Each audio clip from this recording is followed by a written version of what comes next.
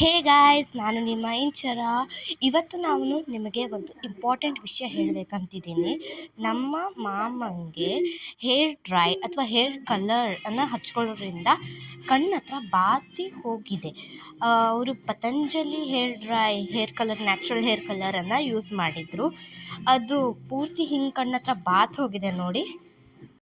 ನೀವು ಸ್ವಲ್ಪ ನೋಡಿಕೊಂಡು ಹಚ್ಕೋಬೇಡಿ ಅಂತ ಹೇಳಲ್ಲ.